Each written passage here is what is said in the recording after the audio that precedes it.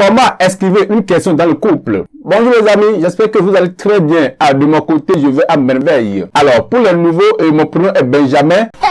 Je suis un assistant virtuel sur 3 plateformes dans le monde. Je suis également l'auteur de la page Facebook du nom SMS Beben, une page sur laquelle j'ai écrit plusieurs articles sur l'épanouissement d'une vie amoureuse et qui a pour but d'aider les jeunes frères comme moi à devenir la meilleure version de eux-mêmes pour raconter leur âme sœur. Alors les gars, si vous êtes nouveaux parmi nous ici, je vous souhaite la bienvenue et vous garantis que aussi, vous serez très à l'aise ici. Ici, on parle de quoi? Ici, on parle du lifestyle et la prise de confiance en soi pour raconter son vrai amour. Eh bien, ce qui vous reste à faire, c'est pas encore fait, les gars. Abonnez-vous. Appuyez également sur la cloche de notification pour ne rien louper à chaque jour que je publie. Tuez le bouton j'aime pour me soutenir dans le référencement car ça fait énorme plaisir. Et à la fin, mes gentlemen, partagez la vidéo à ceux que vous voyez que ça peut les aider. Car étant dire, peut-être égal à sauver des vies. Alors, aujourd'hui, dans cette vidéo, je vais partager avec vous un sujet que j'adore énormément et qui est comment esquiver une question dans le couple. Father God, thank you for waking me up this morning. Alors, dans la première partie de ce sujet, il y a un point capital qu'il faut sincèrement garder à l'esprit. Et dans ce point capital, les études révèlent de façon globale que on ne pose jamais une question sur le sujet qui ne nous préoccupe pas. Donc, dans le couple, quand votre cible, notamment votre copine,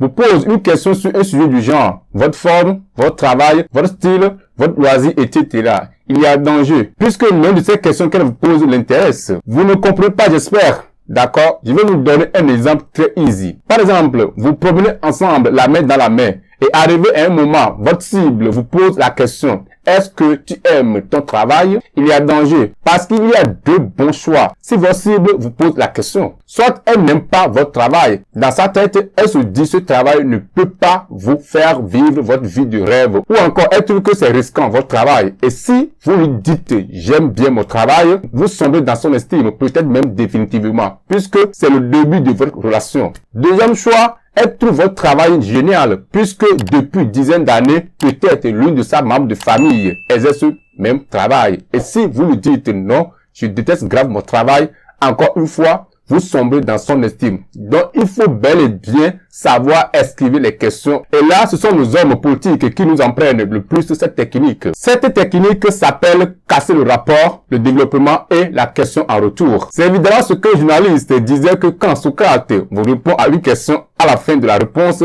vous ne comprenez plus la question que vous avez posée. Alors, mes gentlemen, ça sera un petit peu la même chose dans notre sujet du jour. Maintenant, reprenons notre premier exemple, basé sur le travail qui est: est-ce que tu aimes ton travail? Tu lui réponds la phrase en rapport. Ça, c'est intéressant. Tu le poses parce que, justement, hier, j'ai suivi une émission de travail à la télé. Développement, c'est-à-dire que vous allez développer, dans laquelle un chef d'entreprise disait qu'on aime son travail à condition que sa femme l'aime aussi. Maintenant, la question en retour, vous allez maintenant le dire: et toi, tu aimes mon travail? Et votre copine, évidemment, oublie totalement qu'elle a posé la question. En premier, justement parce qu'elle est obligée de répondre.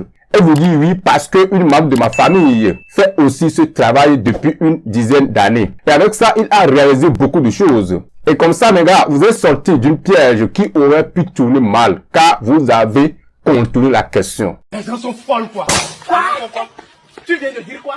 Alors, attention, je ne suggère pas que il faut tout le temps, je veux dire, utiliser cette technique. Parfois, il faut être direct et honnête et dire telle est la chose. Mais en gros, il faut savoir que quand un homme et une femme se racontent, initialement, justement, le fait de se trouver des qualités conduisent à l'organisme à produire les hormones du bien-être, de l'amour. Donc, dans le début de votre couple, il faut faire très attention à ne pas être très loin de la fille que vous cotisez.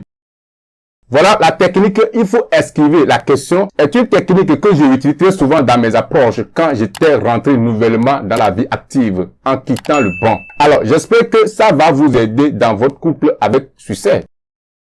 Alors, pour vous dire la vérité, nous sommes arrivés à la fin de notre petite vidéo du jour. Et n'oubliez pas, votre livre gratuit de 10 ce qu'il faut pour synchroniser et la séduire à coup sûr dès le premier rendez-vous est en bas de cette vidéo. Je vous en prie, c'est bien de cela et n'abusez pas trop, gardez toujours un peu pour les autres lorsque je présente. Et si vous avez des questions, n'hésitez pas à me les poser dans les commentaires. Je suis très heureux, moi, de vous répondre en commentaire ou bien de vous répondre dans une autre vidéo. Sur ce, les gars, je vous souhaite une très bonne continuation. Abonnez-vous si ce n'est pas encore fait.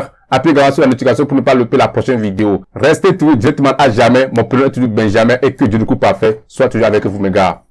Paix.